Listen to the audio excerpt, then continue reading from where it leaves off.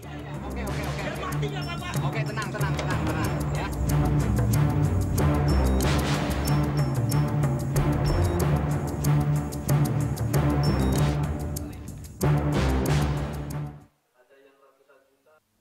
Lapas atau sarang narkoba dengan tanda tanya, itulah tema yang akan kita bahas pada pagi hari ini bersama Kepala Bagian Humas Badan Narkotika Nasional atau BNN, Kombes Pol Slamet Pribadi. Dan kami juga akan terus mengundang Anda untuk ikut berpartisipasi dengan tema kita pada pagi hari ini dengan menghubungi nomor telepon yang sudah tertera di layar. Selamat pagi Pak Slamet, ini kalau kita bicara soal yang terjadi beberapa hari lalu di Bengkulu, ini menjadi bahasan di mana-mana, trending topik ini. Apa yang terjadi sebetulnya Pak Slamet? Yang terjadi adalah kita menghadapi orang-orang yang kecanduan narkotika, menghadapi orang-orang yang bermasalah dengan narkotika. Memang seperti itu. Seperti itu maksudnya mereka jadi beringas atau bagaimana? Sensitif. Sensitif. Sangat peka, mudah menolak, susah sekali diajak berkoordinasi dengan cepat. Oke. Karena ini kan begitu ada direktif dari Presiden soal darurat narkoba, sinergi antar aparat dengan masyarakat, kemudian pemberantasan lebih masif. Kita melakukan operasi yang menyeluruh di seluruh Indonesia. Mereka ada penolakan-penolakan kecil maupun besar. Pak Slamet, ini kan belum pernah terjadi artinya di manapun, baru di Bengkulu ini yang separah ini sebetulnya. Separah, kalau penolakan memang yang lain terjadi. Banyak. Penolakan terjadi, tapi yang separah ini baru ini. Sekarang. Nah, itu maaf, saya agak lupa. Apakah itu memang lapas khusus narkotika? Enggak, ada lapas, ada warga binaan dari kasus lain. Oke. Nah, artinya kan itu yang terlibat kemarin kan banyak sekali, bukan hanya para napi yang terkait narkotika kan? Ya. Apakah ini juga artinya karena ada satu pencetus jadi semuanya terprovokasi atau bagaimana? Jadi ketika kita mengambil saudara Aseng di kamar 4 itu, kita ambil, ada provokasi kecil dari kamar 4 itu. Kamar 4 itu adalah kamarnya si Aseng yang diambil keterangannya oleh BNNP Bengkulu. Semebar ke tempat lain, maka jadilah besar. Padahal kita ini sebelum masuk ke area, petugas ini konsolidasi dulu dengan kepala lapas di rumah Kalapas. Artinya ada koordinasi sebelumnya. Ada koordinasi, ada perencanaan. Termasuk risikonya sudah dihitung karena ini kan bukan penolakan, bukan peristiwa pertama. Bukan sekali ini saja, sering terjadi. Nah, apakah termasuk yang kemarin terjadi itu dihitung? Dihitung lah, pasti. Itu termasuk? Pasti dihitung. Sampai peristiwanya sebesar itu? Iya, kalau tidak dihitung, mana mungkin kita bisa masuk. Kemudian pada saat mengambil, mana mungkin kita bisa mengambil. Setelah mengambil itulah, menurut laporan yang kami terima, terjadilah provokasi-provokasi sehingga jadi besar. Bentuk provokasinya seperti apa, Pak? Kata Kepala BNNP Bengkulu, ada teriakan-teriakan dari ruang 4, kemudian merembet ke tempat lain. Oke, bentuk teriakannya seperti apa? Saya kurang jelas apa teriakannya. Dan itu yang jelas memprovokasi semua napi yang ada di situ, warga binaan ada di situ. Ada beberapa pertanyaan. Itu kan sebetulnya siapa Aseng? Aseng itu diambil di lapas itu berdasarkan keterangan dari orang lain. Jadi BB tidak di situ. Ya, ada di luar. Keterangan lain yang sudah kita periksa, kita ambil, kemudian mengarah ke Aseng yang ada di situ. Aseng itu sebagai siapa dugaannya? Dianggap sebagai pengendali. Peredaran gelap narkotika. Artinya dia orang yang sangat berkuasa untuk memproduksi mengendalikan. Ya, artinya dia yang produksi ini kirim ke sana seperti itu kan? Seperti ya, atau bagaimana? Semacam fasilitator gitu ya. Fasilitator, kamu ambil di sana, dia mengendalikan aja dari situ. Dia mengendalikan. Bagaimana bisa? Ya, saya kurang tahu. Mungkin bisa lewat kunjungan atau mungkin lewat HP. Juga bisa terjadi itu. Iya. Dan nah ini kalau kita melihat provokasi itu bisa dilakukan dari kamar nomor 4 itu. Kamar 4 ya. Kamar 4 itu semuanya adalah napi narkotika atau bagaimana, Pak? Belum saya dalami soal itu. Apakah semua di situ narkotika semua atau tidak? Saya belum mendapatkan informasi itu. Artinya gini, para napi ini sebetulnya keadaan lapas Bengkulu, lapas di mana-mana memang biasanya kecenderungannya sangat sudah kurang manusiawi gitu. Penuh. Ya. Dan artinya sangat mudah sekali tersulut seperti itu mungkin kondisinya ya Pak ya. Tadi saya dapat informasi dari Pak Akbar Hadi, over kapasitas di ruangan itu, sehingga mungkin mereka tertekan secara psikologis, kemudian dipengaruhi oleh orang-orang yang kecanduan narkotika, sehingga bisa memprovokasi secara sosial di situ. Dan ini memang butuh perhatian dari pemerintah pusat ya, dan juga DPR sebetulnya untuk memberikan anggaran lebih banyak lagi sebetulnya untuk. Saya dengar dari Pak Akbar juga Dirjen turun, Dirjen dari Hukum HAM juga turun ke sana. Nah ini kalau kita melihat apa yang terjadi di Bengkulu ini bukan peristiwa yang pertama. Sebetulnya di mana saja BNN pernah melakukan upaya mungkin meminta keterangan atau menjemput paksa atau apapun lah istilahnya, atau tes urin dan ternyata memang betul orang-orang di dalam itu terlibat dengan peredaran narkoba atau bahkan penggunaan narkotika. BNN itu ketika termasuk BNNP ya? BNNP ya, termasuk saya kurang tahu. Kalau polisi juga sama saya kira, karena prosedurnya sama. Prosedur kita ketika akan menangkap seseorang di dalam atau mengambil seseorang di dalam lapas itu untuk diambil keterangan atau ditangkap sekaligus misalnya, itu ada prosedur penyelidikan. Ada yang 3 bulan, ada yang 6 bulan, bahkan ada yang 2 tahun. Kalau yang ini sekitar 2 bulanan lah ya. Kita pantau lingkungan jaringan dia sebelum mengambil dia sendiri. Itu sudah. Dan ternyata buktinya sangat kuat memang untuk mengambil orang ini kan? Setelah kita periksa, sekarang sudah kembali ke lapas lagi. Sudah dikembalikan ke lapas? Dan hasilnya memang buktinya sangat kuat? Iya, sangat kuat. Nah, ini selain di Bengkulu ini, di mana lagi sebetulnya yang pernah dilakukan sama BNN? Hampir seluruh Indonesia seperti itu. Hampir seluruh Indonesia dan semuanya menolak sebetulnya. Ada penolakan artinya? Ada penolakan kecil. Mau tes urin juga ada penolakan. Ya begitulah kelakuan napi narkotika. Yang di luar saja orang-orang yang bebas tapi kecanduan itu sensitif, peka, mudah marah, mudah tersinggung. Apalagi kalau di dalam lapas di bawah tekanan over kapasitas, tidur pun bergantian di situ. Masa ada kan orang tidur bergantian di situ. Tentu di beberapa tempat bahkan luar biasa. Tambah-tambah udah. Untuk tidur kadang-kadang hampir seperti berdiri karena saking penuhnya kamarnya. Saking penuhnya ya. Nah, ini maksud saya, koreksi kalau saya salah. Sebetulnya Kepala BNN Pak Budi Waseso sempat mengatakan bahwa dia akan memerangi betul-betul sebetulnya kasus ini dan juga akan apa istilahnya saya agak lupa. Pokoknya dia akan bahkan masuk sampai ke lapas-lapas. Serbu lapas juga. Serbu lapas gitu ya. Artinya sebetulnya kan ini ada kondisi di mana lapas-lapas ini sangat rentan sebetulnya. Dianggap sebagai best bagi mereka yang walaupun sudah menjadi terpidana tapi merasa lebih aman untuk melakukan semua itu di dalam lapas. Ya, beberapa mantan napi, ada juga mahasiswa saya mengatakan kalau menggunakan di dalam malah lebih aman kata mereka. Tapi yang jelas begini Mas. Karena lingkungan mereka semuanya dalam tanda kutip kriminal kan, orang-orang yang jelas begini, masalah lapas ini adalah masalah kita semua. Dari hulu sampai ke hilir. Bagaimana sistem hukum, bagaimana implementasi hukum acara pidana yang positivisme bahwa apa yang tertera di dalam teks itu itulah yang dilaksanakan. Misalnya begini, kita menghadapi kasus-kasus yang kecil yang mestinya cukup untuk dilakukan restoratif, perbaikan, tapi langsung dimasukkan ke dalam penjara. Ini memang ini dijadikan penuh. Ini persoalan kita semua loh. Kebijakan pemindahan kita memang seolah-olah semuanya harus dimasukkan ke sana. Bagaimana hukum pidana nasional itu juga mempengaruhi bagaimana penuhnya lapas di situ. Pak Selamat pribadi, kita jeda sebentar, kita akan lanjutkan ini di segmen berikutnya. Oke, tenang ya.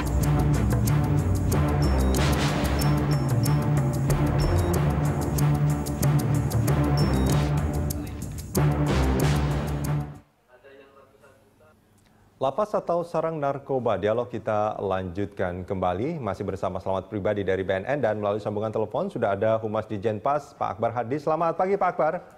Selamat pagi Mas Rudi, selamat pagi Pak Selamat. Ya, pagi Pak.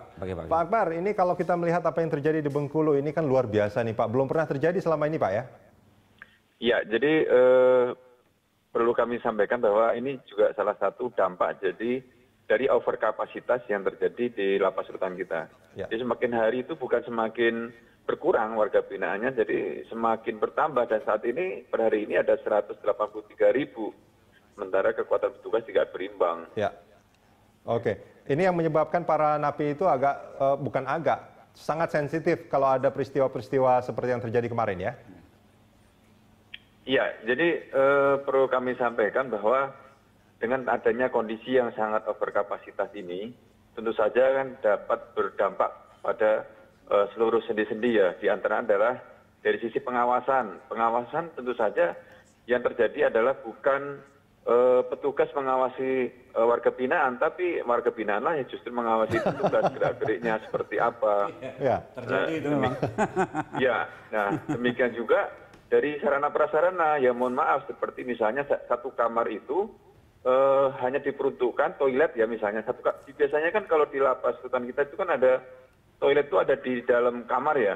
Jadi seharusnya untuk 5 orang, ini hanya dipakai untuk 50 orang. Coba Mas Rudi bisa bayangkan toilet yang hanya diperuntukkan 5 orang itu harus dipakai 50 orang. Pak Akbar, tentu saja ini sangat sensitif sekali ya. Itu pasti sangat tidak manusiawi. Artinya ya kalau yang di Bengkulu seperti apa sebetulnya kondisinya Pak Akbar? Ya, jadi apalagi di Bengkulu ya. Di Bengkulu itu bangunannya adalah peninggalan zaman Belanda. Jadi dibangun tahun 1925. Nah, di sana itu ketika ada, jadi sebetulnya warga binaan yang lain itu tidak kenal siapa yang dibawa, tapi karena ada rasa solidaritas, pengalaman itu memancing, apalagi salah satu ada yang berteriak misalnya gitu. Itu juga sudah menjadi indikator untuk provokasi trigger untuk jadi satu permasalahan. Pak Akbar, nah, ketika sudah terjadi itu mereka pasti menyesal. Bahkan ada yang trauma dengan kebakaran seperti itu, kawannya dengan mata kepala mereka bisa melihat kebakaran seperti itu. Jadi penyesalan itu adalah belakangan ya timbulnya ketika mereka sudah melakukan perbuatan yang anarkis. Oke, Pak Akbar, kondisi di Bengkulu itu kalau misalkan hitungan satu kamar itu berapa orang, di sana itu overkapasitasnya sampai berapa Pak? Jadi sebetulnya kan di sana kapasitasnya kan sekitar 200 ya. Oke. Memang sebetulnya jauh lebih longgar karena kan sudah ada lapas yang baru. Tapi di sana memang karena baru. Jadi begini Mas Rudi, jadi awalnya lapas di sana rutan itu statusnya adalah lapas ya. Jadi akhir ataupun awal 2016 atau akhir 2005 itu sudah ada bangunan baru yang memang tinggal 5 tahun yang lalu mulai pembangunannya. Nah jadi awal Maret itu sudah mulai beroperasional bangunannya baru ini. Jadi yang sebetulnya sekarang ini statusnya lapas itu pindah ke gedung yang baru. Sementara gedung yang lama ditempati dengan status kantor yang baru namanya rutan. Jadi narapidana yang sudah berstatus sebagai narapidana dipindahkan ke gedung baru, yang kemudian status gedung itu namanya lapas Bengkulu. Sementara yang berstatus sebagai tahanan menempatin gedung lama peninggalan zaman Belanda. Nah di sana memang kita akui jumlah ataupun petugasnya selain sedikit juga masih baru gitu. Ya. Jadi inilah juga salah satu perlu strategi bagaimana seandainya kawan-kawan dari penyidik atau dari BNN apabila mengambil warga binaan itu memang harus ada sinergi ya, bagaimana kami juga harus menyampaikan ini persoalan-persoalan di lapas rutan, kemudian juga kita harus menerima juga bagaimana caranya supaya lebih safe, lebih taktis, lebih strategis, tidak ada persoalan gitu. Pak Akbar, kenapa nggak petugas dari Ditjenpas saja yang kalau istilahnya mengambil warga binaan untuk dibawa keluar? Kenapa harus petugas dari lembaga lain? Ya itu yang kita harapkan. Sebetulnya itu yang kita harapkan. Tapi kan dalam praktek di lapangan kan Mas Rudi juga paham bahwa kadang-kadang ketika kita ada informasi, dan itu sebelum-sebelumnya Mas Rudi, Pak Selamat juga ada yang dulu tidak ada persoalan ketika ada informasi, istilahnya PON ya, melalui koordinasi kerjasama, misalnya Pak Akbar ini ada warga binaan Bapak yang masih diduga Nah, kita yang ngambil itu. Selama ini seperti itu. Tapi terus belakangan memang ada kecenderungan bahwa warga binaan yang masih diduga mengambilkan dari dalam itu ada barang bukti di dalam. Makanya kalau kita memang melakukan seolah-olah kita menghalangi dan sebagainya, makanya kita welcome gitu, welcome. Oke, sama-sama yuk kita ke dalam, kita masuk ke dalam, kita rahasia kamarnya. Nah, inilah juga perlu adanya strategi, apakah kekuatan kita sudah berimbang dengan jumlah petugas, ini juga harus menjadi taktik. Artinya sebetulnya petugas di Jenpas juga bisa melakukan itu, apa istilahnya ngebon tadi ya Pak Akbar ya? Iya. Nah ini gimana sebetulnya Pak Slamet? Sebetulnya kan kalau misalkan dilakukan sama petugas akan lebih dalam tanda kutip lebih safe ya gitu ya? Karena sudah dikenal oleh warga binaan. Iya, bisa. Tapi karena ini menyangkut status hukum orang dan barang, maka harus ada perlakuan khusus, tata cara khusus oleh orang yang berwenang, oleh orang yang diberikan tugas oleh negara sesuai dengan surat perintah masing-masing. Di mana orang lain nggak bisa. Katakanlah polisi. Yang boleh itu hanya polisi yang sesuai dengan surat perintah itu. Polisi lain yang tidak ada surat perintah itu nggak boleh. Nah. Tapi permasalahannya kalau ada risiko seperti yang kemarin, bukankah mestinya ada semacam apalah, mungkin dispensasi atau apapun gitu, mungkin nggak itu diberikan? Tadi itu karena menyangkut hukum pembuktian, bagaimana cara membuktikan orang dan barang, maka kita harus langsung menyentuh sendiri terhadap yang bersangkutan, supaya apa? Mungkin ada olah TKP kecil, mungkin untuk menghindari sidik jari orang lain terhadap barang yang di situ, atau mengidentifikasi suatu barang misalnya, itu harus sesuai dengan apa yang tertuang di dalam bukti awalnya terlebih dahulu, tidak bisa langsung kita ambil, kita masukin tas, nggak bisa. Harus ada labeling, harus ada penomeran dan lain sebagainya. Ya, ini kan artinya ketika mau ngambil warga binaan itu belum terbukti bahwa dia memang adalah sudah ada bukti awal. Ada bukti awal tapi belum terbukti kan artinya kan? Belum diambil keterangannya. Belum diambil keterangannya. Atau belum diambil barangnya. Nah, ini maksudnya ketika ini masih belum terbukti bahwa dia yang melakukan itu. Masih diduga. Masih diduga kan. Itu kan ada resiko seperti yang terjadi kemarin. Bisa. Gitu. Nah, bukankah itu mestinya juga menjadi pertimbangan dalam proses untuk melakukan seperti kemarin itu di Bengkulu. Hal yang tadi. Sebelum kita masuk ke dalam ruangan, kita sudah konsolidasi di rumah dinas Karutan, Karutan di situ. Artinya taktik dan strategi sudah harus diperhitungkan. Sudah dihitung semua. Ya kita kembali lagi bahwa menghadapi orang-orang yang sensitif, orang-orang kecanduan, ya memang seperti itu. Ya, Pak Akbar. Ya. Pak, ini kalau kita membaca beberapa berita selain yang di Bengkulu, ini kalau kemarin tidak ditemukan barang bukti ya, artinya buktinya sudah di luar ya? Sudah ada di luar. Tapi semacam handphone segala macam atau narkobanya itu tidak ada ya? Tidak ada. Nah, tapi kan ini di tempat-tempat yang lain itu kan banyak ditemukan itu. Ada barang di dalam. Ada barangnya di dalam kan. Nah, ini gimana sebetulnya proses pengawasan di Jenpas, Pak Akbar? Jadi Mas Rudi, perlu kami sampaikan kembali bahwa sebenarnya akar persoalan di pemasyarakatan itu adalah overkapasitas. Ya, jadi karena akibat dari overkapasitas ini, sementara jumlah petugas maupun sarana prasarana yang ada itu tidak bisa mengimbangi dari jumlah kapasitas yang ada. Nah, seperti jumlahnya di Bengkulu ya, di Bengkulu itu hanya 4 orang ya. 4 orang itu pun itu harus dibagi dalam beberapa pos ya. Ada pos di depan, di pintu utama, kemudian ada di pos atas, kemudian di blok, sehingga praktis di Bengkulu itu 1 orang itu mengawasi 2 atau 3 blok ya. Nah, apa yang bisa diharapkan kalau memang seperti itu? Artinya, Pak Akbar, boleh saya simpulkan, dengan kondisi yang saat ini, maka kerentanan lapas menjadi sarang bagi bandar narkoba maupun mungkin pabrik narkoba itu sangat besar sekali ya, risiko. Itulah yang kita harapkan, sinergi antara sesama penegak hukum lain. Ketika kita ada persoalan kekurangan seperti ini, kita dengan tangan terbuka kawan-kawan instansi lain untuk mendukung bagaimana upaya-upaya perang terhadap narkoba ini betul-betul menjadi komitmen kita. Apalagi Pak Menteri, Pak Dirjen juga sudah menyampaikan bahwa 2016 ini diupayakan apapun hasilnya, kita punya target lapas Rutan zero narkoba. Baik, Pak Akbar, kita jeda sebentar. Kita akan lanjutkan ini di segmen berikut. Pak Slamet, kita jeda sebentar. Oke, ya, monggo. Oke, tenang ya.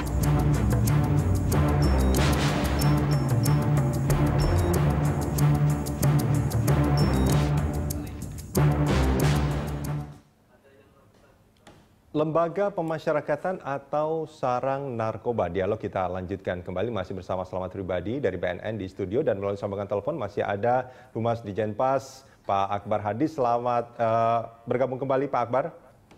Oke, Pak Akbar, selamat. ya ini kalau kita bicara tadi kan Pak Akbar mengatakan bahwa semua permasalahan yang terjadi di lapas termasuk masih adanya bandar narkoba yang masih bisa mengendalikan produksi dan transaksi. Pernah juga ditemukan pabrik narkotika di dalam lapas. Dengan kondisi yang sekarang sangat mungkin dan bahkan risikonya sangat tinggi, sangat rentan bahwa itu akan terus terjadi selama over capacity masih terjadi.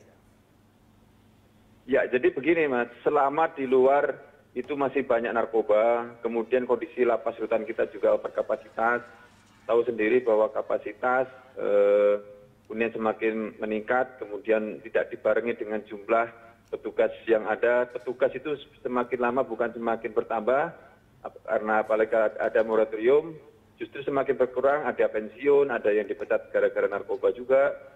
Nah, ada yang mutasi juga. Ini juga ya, jadi persoalan kita bersama. Jadi intinya adalah bahwa selama kondisi di luar memang masih banyak juga peredaran narkoba, dan kondisi lapas rutan kita tidak diperkuat dari sisi SDM, dari sisi prasarana, dari sisi anggaran, ya kita jangan banyak berharap. Ya mohon maaf ini sebelumnya. Nah, kalau memang ini kita mau menguatkan lapas rutan kita, yuk kita sama-sama bersinergi. Misalnya mohon maaf ini dengan kawan-kawan dari BNN ataupun dari kepolisian, ya kita didukung oleh misalnya kita nggak punya anjing pelacak ya. Ya mohon kiranya berkenan kita ya anjing pelacak atau deteksi narkoba. Jadi kita kira seperti itu. Jadi perang melawan narkoba ini tidak bisa, walaupun itu di lingkungan lapas rutan, Sebentar tidak lagi bisa BNN hanya banyak anjingnya, Pak. dibebankan pada petugas rumahnya saja gitu. Jadi Sebentar lagi Pak, BNN banyak anjing Pak, sekarang sedang masuk dalam perencanaan Pak. Nah itu. Sebentar lagi Kami itu berharap- sampai kapan tuh Pak Slamet? Secepatnya. Secepatnya. ya. Artinya Kita tahun ini juga itu akan bisa pesan anjing dari Belanda, tapi kemudian karena Indonesia banyak lebih baik, nanti akan anjing-anjing lokal. Oke. Pak Akbar, ini kan dulu pernah ada kejadian ini informasi yang beredar bahwa dulu ya, kalau sekarang mudah-mudahan nggak terjadi lagi. Bahkan ketika BNN mau masuk, dulu agak dipersulit juga oleh petugas-petugas lapas. Ini sudah tidak terjadi ya Pak ya? Sebetulnya dari dulu juga tidak ada, boleh tanya ke Pak Selamat. Cuman itu tidak tahu argumennya seperti apa sampai ke atas demikian. Kami sebetulnya justru kita memahami dan mengakui kekurangan kita. Oleh karena itulah kita menggandeng bersinergi dengan kawan-kawan dari BNNP, kemudian dari kepolisian. Mas Rudi mungkin juga bisa lihat di berita-berita banyak sekali mewarnai. Itu inisiatif, mohon maaf, itu inisiatif kita loh. Pak Kanwil, Kadifpas itu berkunjung ke mana, ke BNNP, kemudian ke Kapolda untuk mendapat dukungan karena program kita ini kan 2016 ini kan kalau dulu namanya Halinar ya, Zero Halinar, HP, pungli dan narkoba. Nah kalau sekarang ini bersinar, bersihkan sindikat narkoba. Nah ini kawan-kawan kita, para Kakanwil, Pak Kadifpas itu senantiasa menggandeng, bahkan TNI kita gandeng ataupun dari Pemda.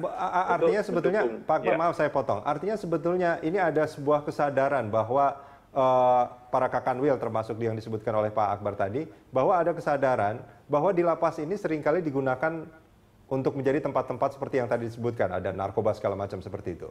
Karena kita menyadari, Mas Budi, kita menyadari bahwa kita ada keterbatasan di bidang SDM ya. Kemudian di sidang sarana prasarana.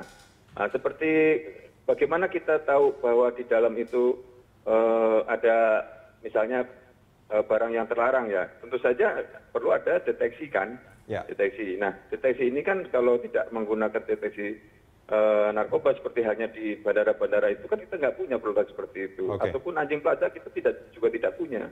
Karena itu kemarin itu juga kita menggandeng dari Bea Cukai ya, Bea Cukai dengan kawan-kawan Bea Cukai, kebetulan di sana ada anjing pelacak, kita gandeng kawan-kawan dari Bea Cukai mohon berkenan membantu kemarin di beberapa lapas rutan DKI sudah menggunakan anjing pelacak itu. Gitu, kira-kira. Pak Akbar, kalau ini adalah inisiatif dari apa namanya Kemenkumham sendiri, dari Kakanwil sendiri, ini sebetulnya karena ada indikator-indikatornya, ada apa namanya kekhawatiran dan segala macam. Menurut catatan di Jenpas sendiri, apakah indikator itu masih juga terjadi bukan hanya di Bengkulu, tapi juga di apa namanya di lapas atau rutan yang lain? Jadi begini Mas Rudi, ketika kondisi overkapasitas ini masih terjadi, tidak dibarengi dengan penambahan jumlah petugas, kemudian juga sarana prasarana juga masih terbatas. Ya kita ada kecenderungan masih apa namanya ada dugaan, kita juga tidak pungkiri, tapi kita tetap terus berusaha, kita terus berupaya dengan melakukan berbagai upaya dengan diantaranya adalah sinergi antara internal kita dan ini sesuai dengan instruksi Bapak Menteri yaitu mengkoordinasi internal dulu, bagaimana memahami kekuatan kita, bagaimana kita menggandeng selalu ke bawah dari kepala ke staf, dari staf kemudian ke warga binaan, jangan macam-macam loh, kalau nanti nggak dapat remisi loh. Nah kemudian dengan internal di luar juga kita coba gandeng. Dan Mas Rudi, yang satu prinsip yang utama kenapa selalu terjadi permasalahan, karena ada yang menjadi harapan warga binaan itu apa? Adalah pengurangan hukuman kan remisi.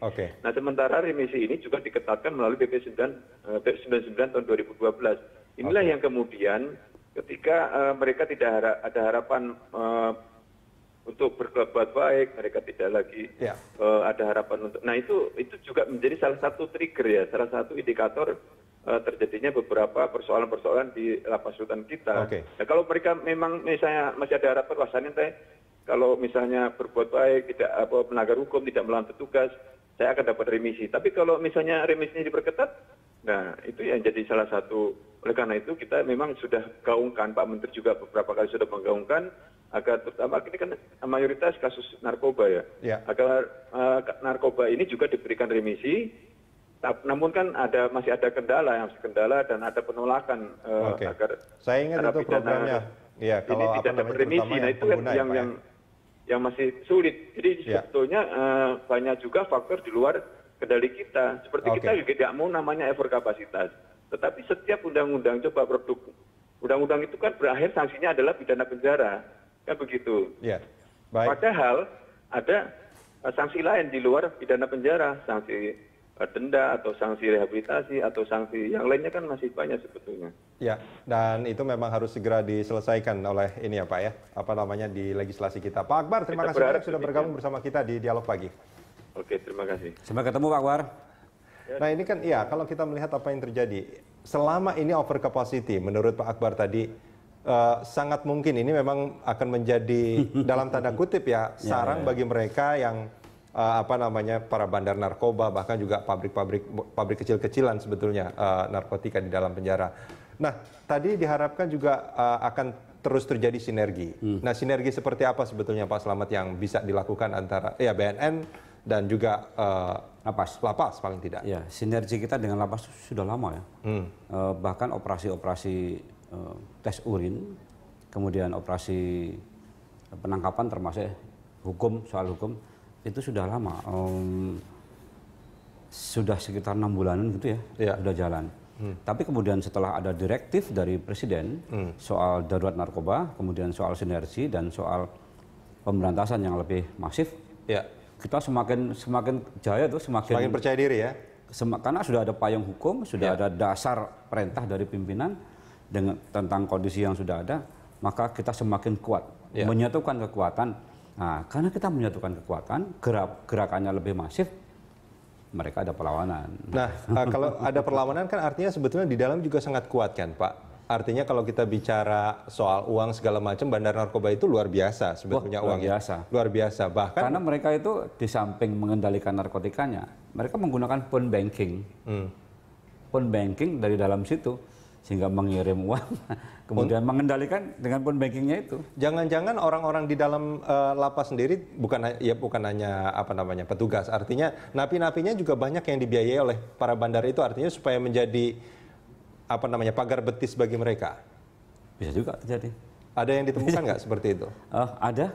Ada ditemukan seperti itu. Jadi napi itu juga bisa mengendalikan keluar, terus napi itu dari luar mengendalikan napi. Nah, begitu. Oke. Terjadi. Jadi sampai kapan ini akan terus terjadi, Pak Slamet? Ya, monggo kita ini tanggung jawab kita bareng-bareng. Kita bareng-bareng harus ada gerakan moral bahwa narkotika ilegal itu menjadi musuh kita bersama. Pak Slamet, terima kasih banyak sudah bersama kami di Dialog Pagi. Iya, terima kasih. Sama-sama.